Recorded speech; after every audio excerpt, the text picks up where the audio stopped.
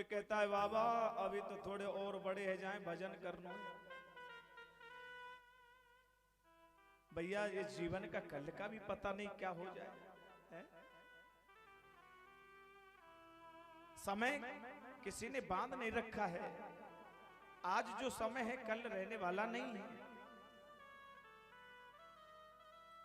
बाबा तेरा चौथापन लग गया, तू भजन कर ले। बस प्रभु भजन ही करना है, थोड़ा एक नाती है गो या आसक्ति ज्यादा हो गई है, फिर भजन ही तो करना है, करूंगा करूंगा। और करते ऐसा करते करते पूरे शरीर पूरे जीवन को निकाल देता है। हमारे संत गाते हैं,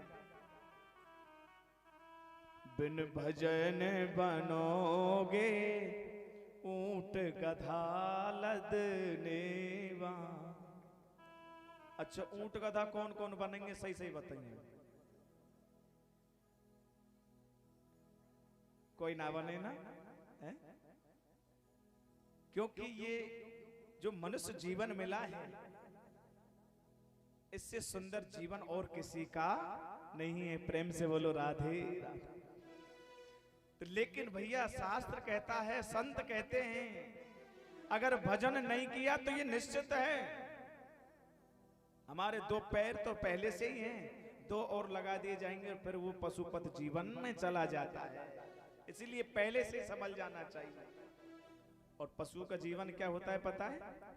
तुमरे ऊपर बोझा ढो में नाज लकड़िया कंडा, और जब धीरे धीरे चालोगे जब पर पीठ पे डंडा, कूद के चलने वाले बिन भजन बनोगे ऊंट गधा लदने वाले।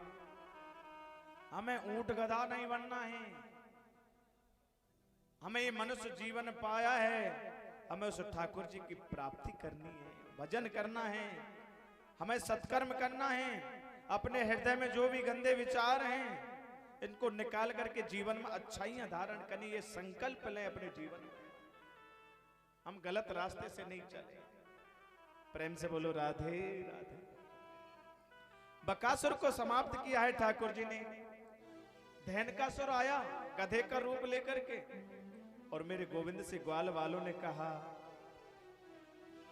लाला कन्हैया देखियो ये वन में कितने सुंदर सुंदर फल आ रहे हैं, कैत के फल हैं। लाला ये फल हमने कभी खाए ही ना है।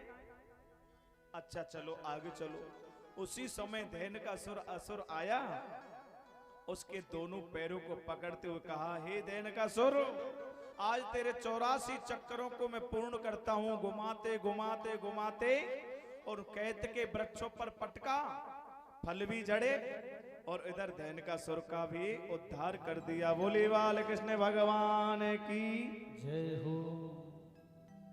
ठाकुर जी लीला कर रहे हैं, साथ साथ दुष्टों का दमन भी करते जा रहे हैं। और जितने भी ब्रजवासी हैं ग्वाल वाल सबको सुख प्रदान करा रहे हैं। वहां से आगे गए हैं, कंस का भेजा हुआ एक असुर आया जिसका नाम है अघासुर। ये सर्प के रूप में आया है, अजगर बन करके, और अपना मुख खोल करके बैठ गया। ग्वालवाल कहने लगे, अरे भैया कन्हैया देख अभी तो हम नए नए श्रीधाम वृंदावन में आए ही हैं और हमने ये गोपानाएं देखी, बाबा जी रहते होंगे इसमें, चलो संतन के दर्शन करके आओ। बड़ी सुंदर गुफाएं हैं भैया। मेरे गोविंद मनी मन में मुस्कुरा रहे कि ये बेचारे भोले भाले ये क्या जानेंगे इस लीला को। ठाकुर जी कुछ नहीं बोले, लाला आ जाओ हम ऐसे गुफा में चल रहे हैं, संतन के दर्शन करेंगे। या गुफाएं देखा में बड़ी सुंदर है। और एक एक करके सभी ग्वाल वाल उस गुफा में प्रवेश कर गए। और जो अजगर सर्प के जो दाढ़ दांत थे ना, खूंटी जैसे लग रहे। अरे लाला देखो कितनी सुंदर खूंटी लग रही है। हो सकता है साधु महात्मा इनमें डंडल का मंडल न टांगते होंगे। और अंदर चले जा रहे हैं। कन्हैया बाहर खड़े हैं, इधर अगासुर मन ही मन में सोच रहा है कि वो तो आया ही नहीं जिसके लिए मैं आया हूं, वो तो अभी बाहर खड़ा है। और जैसे ही ग्वाल वाल सब अंदर प्रवेश कर गए, गहरी गुफा में गए, तो मेरे ठाकुर जी भी समझ गए कि अब तुझे भी चलना बहुत जरूरी है। आज गोविंद गए हैं, तुरंत मुख को बंद कर लिया, चारों तरफ अंधेरा हो गया, दुर्गंध आने लगी। और मेरे प्रभु ने अपनी माया के द्वारा अपने शरीर का आकार बढ़ाया और उसके कपाल पर एक प्रहार किया, उसका रुद्र बहने लगा और अघासुर का 2 भागों में हिस्सा किया है, फाड़ दिया। सब ग्वाल वालों को बाहर निकाला, अघासुर का प्राणांत हुआ है। और प्रभु ने यहाँ अमृतमय बंसी का वादन किया और पुनः सभी ग्वाल वालों सबको जीवित किया है। बोली बाल कृष्ण भगवान की जय हो। ये भोले भाले हैं, भगवान की वही भक्ति सरलता काम आती है। इस कथा का भी सारांश यही है, परमात्मा के सामने चतुराई कोई करता है वो कभी चलती नहीं है। इसलिए भगवान कहते हैं जो भक्त मेरे जो नजदीक आता है मैं उसको सर्वस्व सब कुछ दे देता हूं, लेकिन पहले मुझे चाहिए सरलता, भाव, प्रेम। अगर ये वस्तु जो ग्रहण कर लेता है मैं उससे कभी दूर नहीं होता। और परमात्मा से सबसे ज्यादा दूरी करने वाला अवगुण कौन सा है भैया? मैंने कथा में बताया आपको कौन सा अवगुण है, बोलो बोलो, याद नहीं रहा। सबसे बड़ा अवगुण परमात्मा से दूर करने वाला वो है अभिमान, घमंड। जिसने अवमान कर लिया जीवन में, अरे नारद ने अवमान करो, ये सवैया जो गाते हैं, अरे रावण ने अवमान करो, लंका जल गई 10 कंदर के, जल गई 10 कंदर की, लंका जल गई 10 कंदर की। बाणासुर अवमान करो, कटवाए दई मूछ मुचंदर की, कटवाए दई मूछ मुचंदर की, कटवाए दई मूछ मुचंदर की। पानी भरवे गई पार्वती, बिगड़ी नीत समंदर की, बिगड़ी नीत समंदर की। जब बिगड़ी नीत समंदर की, जब बिगड़ी नीत समंदर की। नारद ने अवमान करो, जकी सकल बनाए दई बंदर की, नारद ने अवमान करो, जकी सकल बनाए दई बंदर की, नारद ने अवमान करो, जकी सकल बनाए दई बंदर। रावण ने अवमान करो, लंका जल गई 10 कंदर। आप जानते हैं सब रावण का हाल क्या हुआ, पूरे लंका का विध्वंस कर लिया। कैसे? केवल एक अवमान करके। जब भगवान राम अयोध्या में लौट करके आए हैं और मैया कौशल्या भोजन करा रही है और मेरे राम से पूछा है, राम मैंने सुना है बेटा तुमने रावण को मारा है। मेरे गोविंद हंस गए। राम जी कहने लगे, मैया मैंने रावण को नहीं मारा, रावण को मैंने मारा है। मैंने नहीं मारा, रावण की मैंने मारा है। जो अवमान था रावण का, 1000 भुजाएं हैं बाणासुर राजा की, परमात्मा ने उसको भी दूर किया। बाणासुर राजा जो बयाना के जो राजा हुए हैं, कितनी भुजाएं हैं? 1000 भुजा। जिस बयाना को हम सोड़तपुर के नाम से जानते हैं, आज भी बाणासुर का किला ऊपर बना हुआ है ना पहाड़ में, इसी राजा के 1000 भुजा थी। और मेरे गोविंद आए हैं, युद्ध हुआ, शंकर भगवान और बाणासुर के शिष्य हैं। और आज भी बाणासुर के यहाँ जिस शंकर भगवान की पूजा होती है, वो पहाड़ेश्वर महादेव के नाम से आज भी विख्यात है। बोले पहाड़ेश्वर महादेव की जय हो। भगवान शंकर ने और भगवान श्री कृष्ण ने दोनों ने यहाँ युद्ध किया है, और जब युद्ध में भगवान शंकर पराजित होने लगे तो भगवान शंकर ने यहाँ ज्वर को छोड़ा, तभी से ताप बुखार चला है। तो जिनको जो अवमान होता है परमात्मा उसको दूर कर देते हैं। बाली ने अवमान कियो बात न समझी रामचंद्र की, और खाली हाथन अर्थी निकली देखो सहा सिकंदर की।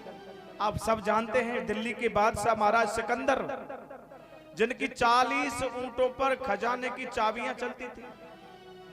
अब आप गणित कर लो उसका कितना बड़ा खजाना होगा उस राजा का। संपूर्ण भारत देश का राजा हुआ, बड़ा खजांची राजा है। लेकिन जिस दिन सिकंदर दुनिया से गए थे, कर जहां के जर इकट्ठे सभी मुल्कों के माली थे, और जब सिकंदर गए दुनिया से तो दोनों हाथ कुछ लेकर के नहीं। तो हमें अभिमान है किस वस्तु का जो हमें संसार में लेके कुछ आए नहीं, और फिर जाएंगे तो फिर लेकर के कुछ जाना नहीं है। प्रेम से बोलो राधे राधे। तो जीवन में कभी अवमान नहीं, और सब वस्तु आ जाए लेकिन जीवन में कभी अवमान नहीं आना चाहिए। परमात्मा से दूर कर देते हैं। यह ठाकुर जी ने सब ब्रजवासियों से कहा, भैया कल हम वन कलेव करेंगे, अपने अपने घरों से प्रसाद बना के लाना। कल अपने घर में कोई भोजन करके नहीं आएगा। और सवेरा हुआ, सभी ग्वाल वाल अपने गैया बछड़ा लेकर के आए जंगलों में, और कन्हैया कहने लगे, लाओ भैया आ जाओ, सभी इकट्ठे हो जाओ, क्या क्या भोजन प्रसादी बना के लाए हैं। तो एक पूर्णमासी प्रोतानी का बेटा जिसका नाम है मधुमंगल, गरीब घर का बेटा है, 3 दिन की बासी खट्टी कड़ी को लेकर के आया। भगवान एक दूसरे से मांग मांग के पा रहे हैं। इधर ठाकुर जी ने देखा मेरा सखा मधुमंगल कहाँ है, और छुपके से झाड़ी की बगल में बैठ करके 3 दिन की बासी खट्टी कड़ी को खा रहे हैं। मेरे गोविंद ने कहा, हे मधुमंगल कुछ हमको प्रसाद प्रसाद छोड़ेगो कि नहीं लाला। और मेरे गोविंद ने जैसे दौड़ लगाई मधुमंगल को पकड़ने के लिए, जल्दी जल्दी में जैसे कड़ी का पान किया, कुछ कड़ी फैल गई, कुछ मुख पे लग गई, कुछ वस्त्रों पे लग गई, और मेरे गोविंद उस कड़ी को मधुमंगल के मुख से चाटने लगे। कपड़ों में जो कड़ी लगी हुई थी उसको चाट रहे हैं, और ब्रह्मा जी ने इसको देखा कि ये हमने सुना है कि ब्रज में अवतार लिया है पूर्ण ब्रह्म परमात्मा ने, और ये ब्रह्म तो नहीं हो सकता जो बेचारे ग्वारियान की झूठन खा रहा है। ब्रह्मा को मोह हुआ, और ब्रह्मा जी आए और बछड़ाओं को चुरा करके ब्रह्मलोक में लेके चले गए। इधर ठाकुर जी ने देख लिया ब्रह्मा जी की करतूत को, और कहा, हे भैया सखाओ आप थोड़ा विश्राम करो, बछड़े थोड़े दूर चले गए, मैं उन बछड़ाओं को लेकर के आता हूं। इतने में ब्रह्मा जी फिर आए और ग्वाल वालों को भी चुरा करके ब्रह्मलोक में ले गई। ठाकुर जी ने अपने योग माया के द्वारा पुण्य लीला को आरंभ किया है। उतने बछड़े ग्वाल वाल सब तैयार किए हैं, सब में कृष्ण हो गया। पहले जितना लाड दुलार माता पिताओं ने बालकों से नहीं किया, जितना गौ माताओं ने बछड़ों से प्रेम नहीं किया, उतना आज बहुत ज्यादा प्रेम मिल रहा है। क्यों? सब में कृष्ण दिखाई दे रहा है। और ये लीला कितनी चली भैया? 1 वर्ष, पूरी 1 साल ये लीला चली है। और 1 वर्ष के बाद में ब्रह्मा ने देखा कि चलो बेचारा वो ब्रह्म रो रहा होगा, कैसा ब्रह्म है। और ब्रज में जैसे ब्रह्मा जी आए तो देखा तो जो कि तू लीला चल रही है। इधर मेरे गोविंद ब्रह्मा बन करके ब्रह्मलोक में पहुंच गए और कहा, देखो आजकल बहुत सारे भैरूपिया बन करके ब्रह्मा घूम रहे हैं, मैं अंदर बैठा हूं, कोई ब्रह्मा और आ जाए तो उसे अंदर मत आने देना। मेरे ठाकुर जी ब्रह्मा बन के ब्रह्मलोक में अंदर बैठे हैं, और जब ओरिजिनल जब ब्रह्मा जी पहुंचे तो द्वारपालों ने कहा, कहो जी कहाँ के ब्रह्मा हो? अरे तुम पागल हो, मैं तुम्हारा स्वामी हूं। हाँ हाँ, तुम जैसे स्वामी हमने बहुत देखे, चलो निकलो बाहर। अपमान हो रहा है ब्रह्मा जी का। अरे भैया तुम पागल हो क्या? मैं यहाँ का मालिक हूं, तुम्हारा स्वामी हूं। अरे महाराज राजी से जा रहे हो कि धक्का दें? चलो भागो यहां से, हटो। ब्रह्मा जी को अपमानित कराया। स्वयं मेरे ठाकुर जी ने आदेश दिया कि आने दो ब्रह्मा को। और जैसे ब्रह्मा जी अंदर पहुंचे, मेरे गोविंद ने ब्रह्मा को दर्शन नहीं दिया, अंतर्ध्यान हो गए। और ब्रह्मा ने यहां रो रो करके 40 मंत्रों में स्तुति गाई है, लेकिन ठाकुर जी प्रसन्न नहीं हुए। क्यों? क्योंकि भगवान की लीला में कोई भी विक्षेप डालता है, उससे परमात्मा बहुत दूर हो जाते हैं। ब्रह्मा खूब रोए हैं, खूब याद किया है ब्रह्मा ने, लेकिन ठाकुर जी उनसे प्रसन्न नहीं हुए।